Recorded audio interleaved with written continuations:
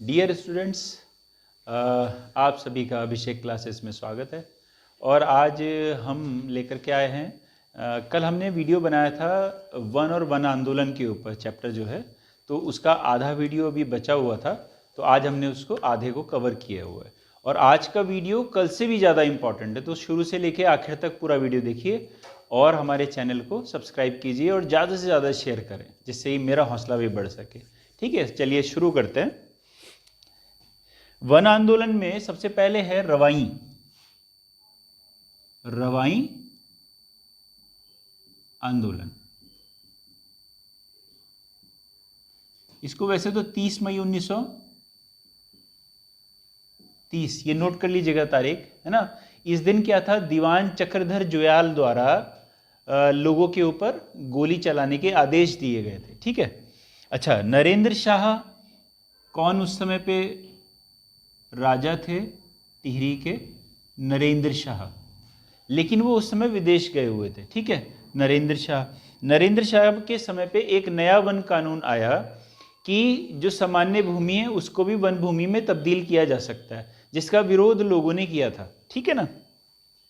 तो रवाई की जनता ने क्या किया, आज़ाद पंचायत की घोषणा की। 30 मई 1930 को किया दीवान चक्रधर जुयाल, ये लिख देता हूं मैं, दीवान चक्रधर जुयाल, जुयाल है ना, दीवान चक्रधर जुयाल द्वारा निहत्थे लोगों के ऊपर गोली चलाने के आदेश दिए गए थे। तो उस दिन जो है फिर 30 मई को शहीद दिवस के रूप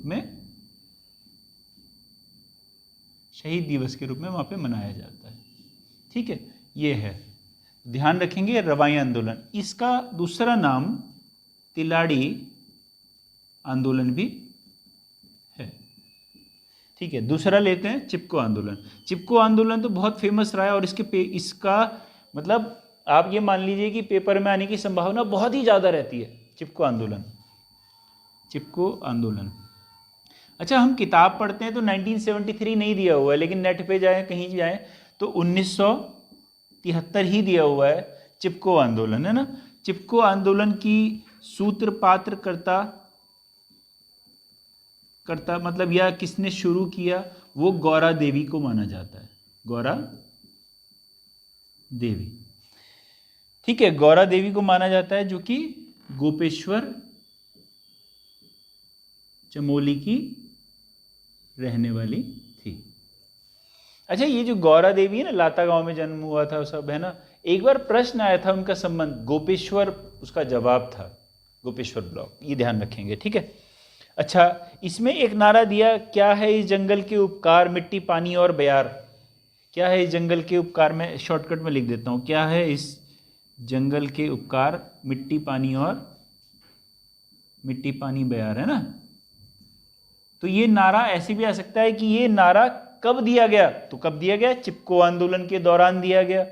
और वैसे सन में पूछेगा तो 1977 में दिया गया था, ये ध्यान रखेंगे। अच्छा, इसके जो हम लिखेंगे, चिपको आंदोलन को शिखर पर किसने पहुंचाया, शिखर पर पहुंचाने वाले कौन थे? इसमें दो नाम आते हैं। पहला नाम आता है इसमें सुंदरलाल बहुगुणा का। सुंदरलाल बहुगुणा के बारे में बहुत ज़्यादा हम सुंदरलाल बहुगुणा के बारे में जब स्पेशली कहीं अलग से पढ़ेंगे तब बताएंगे। वैसे लेकिन मोटी मोटी बात यह है कि टिहरी में 1927 में इनका जन्म हुआ और 21 मई 2021 में कोरोना से इनका निधन हो गया था। ठीक है, ये तो बात हुई सुंदरलाल बहुगुणा की। दूसरा नाम आता है चंडी प्रसाद भट्ट। अच्छा, चंडी प्रसाद भट्ट को थोड़ा ऊपर लिख लेते हैं, क्योंकि ये जो है थोड़ा सा इंपॉर्टेंट हो जाएगा।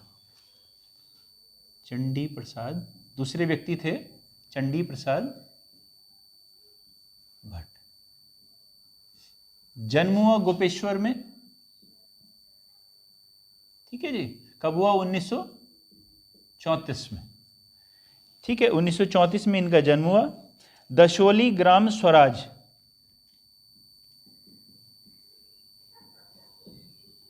ग्राम स्वराज के नाम से इन्होंने संगठन बनाया 1964 में ये, और इनको रैमन मैग्सेस अवार्ड मिला।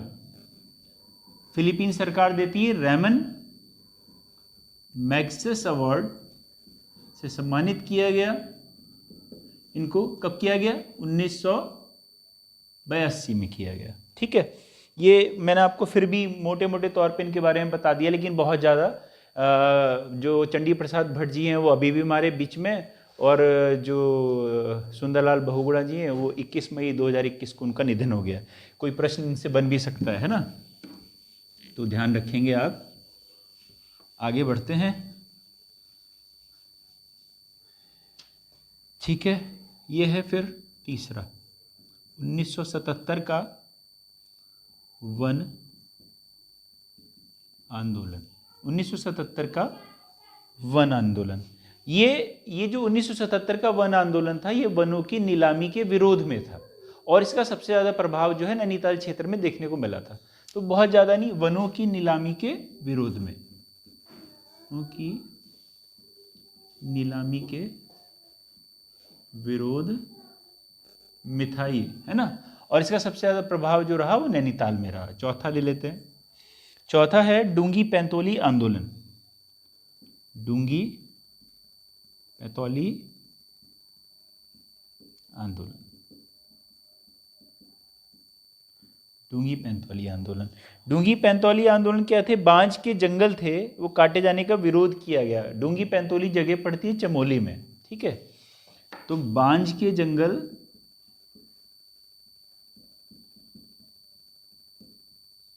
काटने का विरोध किया गया था, और ये जगह है चमोली में, डूंगी पैंतोली। ठीक है जी, ये ध्यान रखेंगे। फिर हम लेंगे पांचवा, पानी राखो आंदोलन।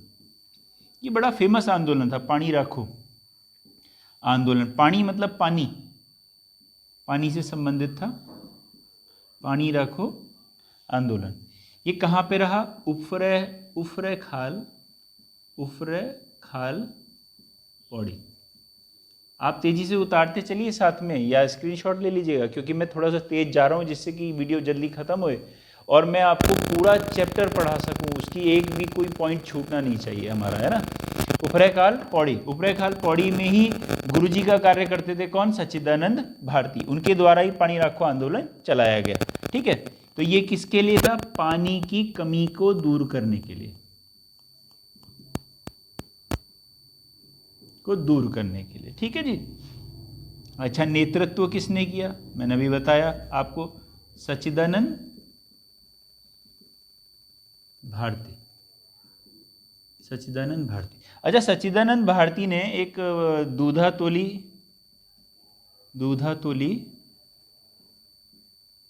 लोक विकास संस्थान बनाया था। मैंने यहीं पे लिख दिया इसको। दूधातोली लोक विकास संस्थान किसने बनाया? सच्चिदानंद भारती ने बनाया। और सच्चिदानंद भारती क्या थे? शिक्षक थे। ऐसे भी आ सकता है, एक बार पूछे थे ना मौलाराम के पूर्वज क्या थे जी? सुनार थे, है ना, तो कोई सोच भी नहीं सकता है। तो सच्चिदानंद भारती शिक्षक थे और ये काम भी करते थे उपरेखाल पौड़ी में। तो ये पानी राखो आंदोलन, इसको एक बार देख लीजिए। ये आज का जो टॉपिक है बहुत ज़्यादा इंपॉर्टेंट है, मुझे लगता है कि कुछ ना कुछ आ सकता है इसमें से। इसके बाद हम आगे बढ़ेंगे। अगला है रक्षा सूत्र आंदोलन। रक्षा सूत्र आंदोलन, रक्षा सूत्र आंदोलन ये 1994 में टिहरी के भिलंगना घाटी में चलाया गया आंदोलन था 1994 में। ठीक है। अच्छा, इसमें एक नारा दिया था कि पेड़ कटेंगे तो मतलब पता नहीं क्या, ध्यान नहीं आ रहा है मुझे, ऊंचाई पर पेड़ रहेंगे ऐसे कुछ करके था, है ना, तो वो इसी का नारा था। फिर है झपटो छीनो आंदोलन। झपटो छीनो आंदोलन, झपटो छीनो आंदोलन महत्वपूर्ण आंदोलन है। ये झपटो छीनो आंदोलन कब हुआ? पहले तो 1998। अच्छा, झपटो छीनो आंदोलन का संबंध किससे है? वो है नंदा देवी पार्क, नंदा देवी पार्क के प्रबंधन ग्रामीणों को दिए जाने से। मतलब ग्रामीण चाहते थे कि नंदा देवी पार्क का जो प्रबंधन है वो ग्रामीणों को दे दिया जाए। इसके ऊपर झपटो छीनो आंदोलन चलाया 1998 में। ग्रामीण अपने गाय भैंस और बकरियां लेकर के घुस भी गए थे, है ना। ये आंदोलन था झपटो छीनो आंदोलन। अच्छा, उसके बाद है मैती आंदोलन, मैती आंदोलन। मैती मतलब होता है मायका, ये भी एक प्रश्न बन सकता है। मैती मतलब मायका, ठीक है। ये आंदोलन जो था कल्याण सिंह रावत द्वारा 1996 में चलाया गया, है ना। इन्होंने क्या करा, एक आंदोलन चलाया। इस आंदोलन में क्या होता है कि किसी भी ग्राम पंचायत के अंदर एक ग्रुप बना दिया जाता है। तो इसमें जो भाग लेने वाली जो लड़कियां होती हैं वो अविवाहित युवतियां रहती हैं। शादी के समय पे हस्बैंड वाइफ मिलकर के एक पौधा रोप देते हैं और मायका, जो लड़की का मायका होता है, मायके पक्ष वाले लोग उस पेड़ का पालन पोषण करते हैं। और इन जो ये ग्रुप पूरा बनता है गांव के स्तर पर, उसमें जो मुखिया रहती है उसको दीदी का दर्जा दिया जाता है, ठीक है ना, दीदी का दर्जा दिया जाता है। अच्छा, इसमें ये आ गया आपका मैती आंदोलन, ठीक है। यह आप याद रखेंगे, अविवाहित युवतियां इसमें भाग लेती हैं और दीदी का दर्जा मुखिया को दिया जाता है, दर्जा मुखिया को देते हैं, ठीक है। ये आप याद रख लीजिएगा थोड़ा सा। इसके बाद मैती आंदोलन है। इसके बाद प्रश्न आता है मिश्रित खेती वन मॉडल किसने दिया?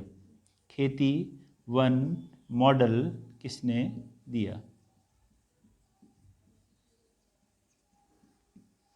ये दिया था जगत सिंह चौधरी, जगत सिंह चौधरी, जंगली भी जिसे कहा जाता है, जंगली, है ना। 30 साल की अथक प्रयास के बाद इन्होंने ये मॉडल तैयार किया था। पहाड़ों के लिए ये मॉडल था, है ना। इसमें इनको जो है, इसके लिए आर्यभट्ट सम्मान कब मिला? आर्यभट्ट सम्मान कब मिला इसके लिए? ये मिला 2006 में, ठीक है। महत्वपूर्ण प्रश्न है बहुत ज़्यादा। जगत सिंह चौधरी जंगली, आर्यभट्ट सम्मान 2006, ठीक है। देख लीजिए इसको एक बार।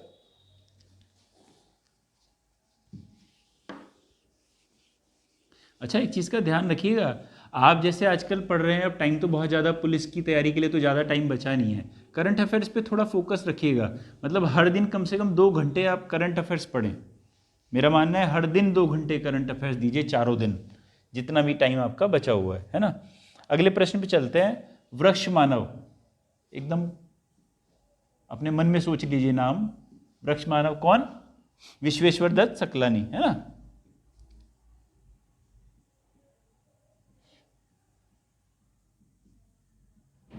दत्त सकलानी, ठीक है। आगे बढ़ते हैं। वन पंचायतों का गठन कब हुआ? कॉमन क्वेश्चन है। वन पंचायतों के गठन की शुरुआत कब हुई थी? 1931, है ना। अगला प्रश्न ले लेते हैं। वन पंचायतों द्वारा कितनी वन पंचायतों के अधीन है? वन पंचायतों के अधीन वन क्षेत्र, यह बदल गया है, ये है 18.86% है शायद, हाँ जी यही है। और वन पंचायत किस प्रकार की संस्था है? ये कानूनी संस्था है, कानूनी संस्था है। उसी प्रकार की संस्था है जिस प्रकार से पंचायतें हैं, उसी प्रकार से वन पंचायतें भी हैं। वन पंचायतों में सदस्यों की संख्या, सदस्य कितने कुल? सदस्य कुल 9 हैं, जिसमें 4 महिलाएं हैं। और ऐसे अगर प्रश्न आए कि इसमें महिलाओं का कितना प्रतिशत आरक्षण है, तो 50% आरक्षण है ना, 4 महिलाएं हैं। ये ध्यान रखेंगे, ये प्रश्न आ रखा है पहले। अच्छा, आगे बढ़ते हैं फिर। उत्तराखंड में पौधरोपण नीति कब लागू हुई? पौधरोपण नीति कब लागू हुई? ये थी 2006 में, और देश में प्रथम, देश में सबसे पहले, इससे पहले किसी ने लागू नहीं की थी पौधरोपण नीति। अगला प्रश्न है, इको टास्क फोर्स का गठन, इको टास्क फोर्स का गठन कब हुआ? ठीक है जी, 2008 और 9 में इको टास्क फोर्स। इको मतलब एनवायरमेंट, एनवायरमेंट से संबंधित एक टास्क फोर्स बनाई गई, जिसका गठन 2008-9 में हुआ। ये बड़ा इंपॉर्टेंट प्रश्न है। उत्तराखंड का पहला वन्यजीव संरक्षण केंद्र, ठीक है, यह है 1935 में स्थापित मोतीचूर। फिर शायद इसको 1983 में मिला दिया गया राजाजी में, है ना। तो ये उत्तराखंड का पहला वन्यजीव संरक्षण केंद्र है 1935 में, मोतीचूर। मोतीचूर, ठीक है, मोतीचूर ये हरिद्वार जिले में पड़ती है जगह। इसको मैं मिटा देता हूँ, पहले देख लीजिए, ये बड़ा इंपॉर्टेंट है, इसमें से कुछ भी एकदम आ सकता है एक नंबर का, तो आप ध्यान रखिए इसको, ठीक है। आगे बढ़ते हैं तेजी से।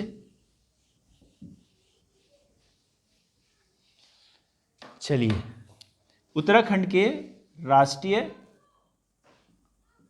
राष्ट्रीय उद्यान कितने हैं? राष्ट्रीय उद्यान है 6। और अगर बात करेंगे वन्यजीव विहार कितने हैं? वन्यजीव विहार हैं 7। अगर हम बात करेंगे किसकी? संरक्षण आरक्षिति की, तो ये है आपकी 4। उच्च स्थलीय प्राणी उद्यान ये है 1, और जैव सुरक्षित क्षेत्र ये है आपका 1, ठीक है। इसका थोड़ा सा देख लीजिए आप, ये स्क्रीनशॉट ले लीजिएगा या लिख लीजिए, ठीक है। ठीक है, आगे बढ़ते हैं तेजी से। देखिए, अब हम राष्ट्रीय उद्यानों के ऊपर जाएंगे, और जाएंगे राष्ट्रीय उद्यान के बाद वन्यजीव विहार, ठीक है। पहला है कॉर्बेट राष्ट्रीय उद्यान, थोड़ा लिखूंगा मैं कम, बताऊंगा ज़्यादा, ठीक है। कॉर्बेट राष्ट्रीय उद्यान, इसका क्षेत्रफल पूछा जा सकता है, वर्ग किलोमीटर। ये पड़ता कहाँ है? ये पड़ता है पौड़ी प्लस नैनीताल। ज़्यादा भाग इसका पौड़ी में है और थोड़ा भाग नैनीताल में, ठीक है। स्थापना हुई थी इसकी 1936 में। 1936 में स्थापना हुई, और तब इसका नाम था हेली नेशनल पार्क, आपको पता है। स्वतंत्रता के बाद इसका नाम रख दिया गया रामगंगा नेशनल पार्क, और फिर 1957 में इसका नाम कॉर्बेट नेशनल पार्क रखा गया, ठीक है जी। इतना मैंने आपको ऐसे ही बता दिया। प्रवेश द्वार है ढिकाला, जो कि रामनगर, ठीक है। अच्छा, आएगा पाटलीदून कहाँ है? पाटलीदून, तो पाटलीदून जो है ये कॉर्बेट नेशनल पार्क के अंदर ही है, कॉर्बेट नेशनल पार्क के अंदर है, ठीक है, पाटलीदून। सर्वाधिक पर्यटक कहाँ आते हैं? सर्वाधिक पर्यटक वो आते हैं कॉर्बेट में। नंबर 2 में कहाँ आते हैं? राजाजी में। नंबर 3 पे कहाँ आते हैं? फूलों की घाटी, यह है ना। अच्छा, आगे बढ़ते हैं। एक है कि 500 मीटर, जो कॉर्बेट नेशनल पार्क है उसके चारों ओर का 500 मीटर का जो क्षेत्र है उसको साइलेंस जोन कब घोषित किया गया? 500 मीटर क्षेत्र को साइलेंस जोन कब घोषित किया गया? 2012 में घोषित किया गया, ठीक है। इसके अलावा ST 118 सदस्य की STPF special tiger protection force का गठन कब किया गया? ये किया गया 2013 में।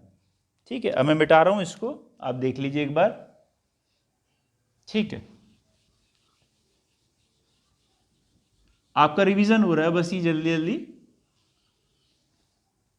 ठीक है, इसके बाद दूसरा गोविंद राष्ट्रीय उद्यान। गोविंद राष्ट्रीय उद्यान, गोविंद राष्ट्रीय उद्यान ये है 472 वर्ग किलोमीटर। ठीक है, और ये है उत्तरकाशी में, और ये है 1980 में बना। ठीक है, तीसरे में आ जाते हैं नंदा देवी राष्ट्रीय उद्यान। नंदा देवी राष्ट्रीय उद्यान ये है 624 वर्ग किलोमीटर। ठीक है, यह है चमोली में और 1982 में बना। चौथे पे आ जाते हैं, या आती फूलों की घाटी। फूलों की घाटी, ठीक है, ये है 87.050 वर्ग किलोमीटर, चमोली।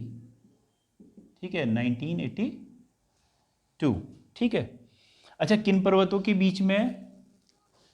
पर्वतों के बीच है नर व गंध मदन।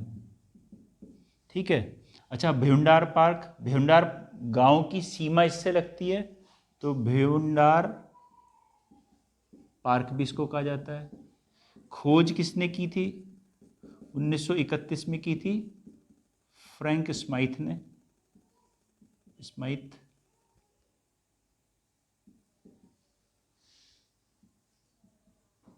फ्रैंक स्माइथ ने की थी, और पुस्तक लिखी थी वैली ऑफ फ्लावर।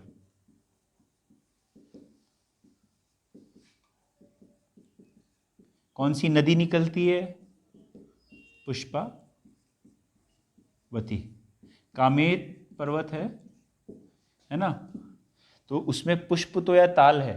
पुष्पतोया ताल, तो पुष्पतोया ताल से निकलती है। ठीक है, पुष्पावती नदी।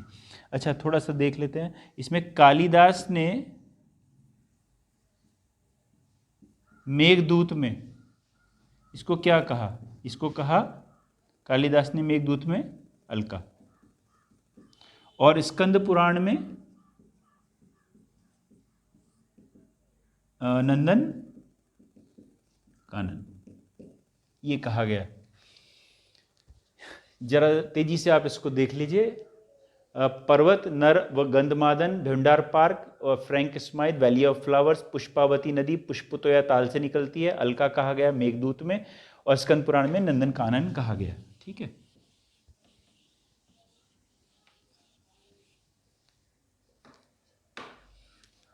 फिर है राजाजी पार्क। राजाजी पार्क जो है 820.42 वर्ग किलोमीटर, ये आपका 1983 है।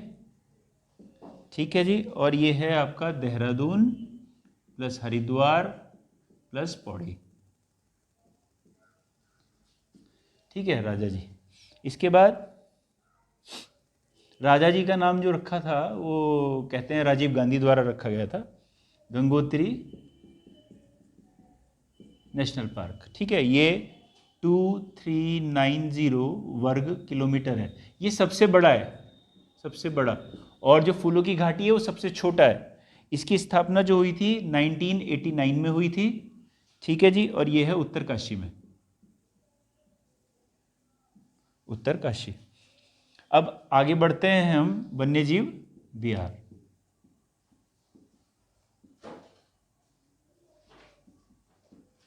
पहला है वन्यजीव विहार गोविंद, गोविंद वन्यजीव विहार। गोविंद वन्यजीव विहार 485 वर्ग किलोमीटर। आप लोग अपने आप को यहाँ से देख लीजिए कि आपकी पढ़ाई कितनी हो रखी है, क्योंकि आप यहाँ से रिवीजन कर सकते हैं अपना, है ना, देखते रहिए। 1955 में स्थापित।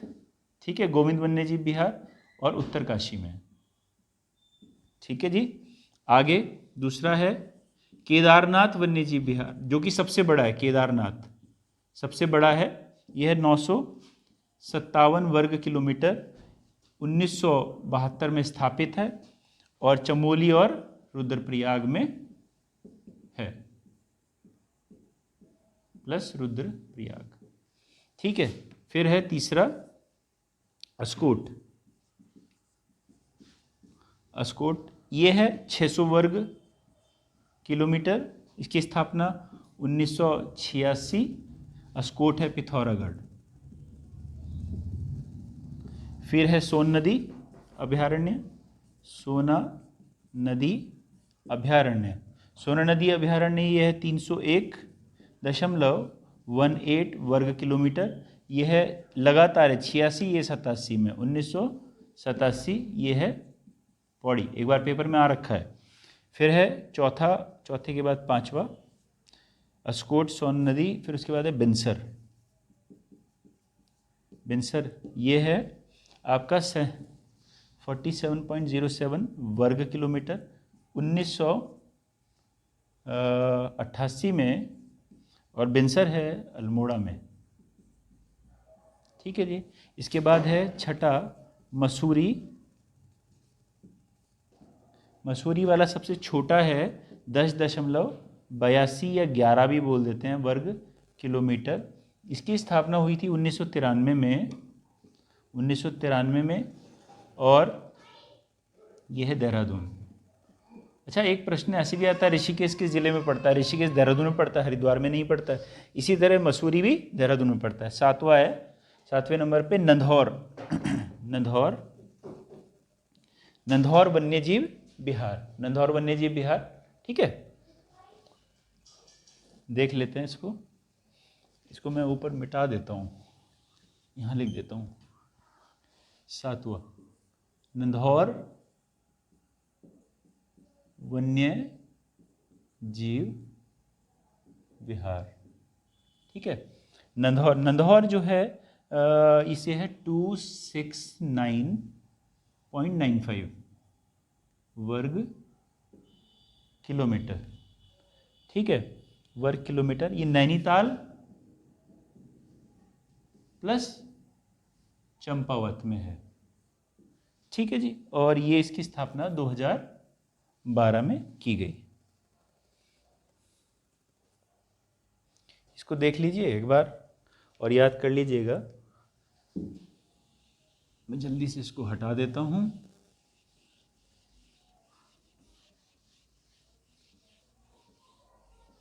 ये वीडियोस थोड़ी सी मुझे ऐसा लगता है ना छोटे छोटे पार्ट्स में बनानी चाहिए थी, एक आधा पार्ट और होना चाहिए था, लेकिन अभी आपका पेपर पास है तो मैंने इसको एक ही में डाल दिया है।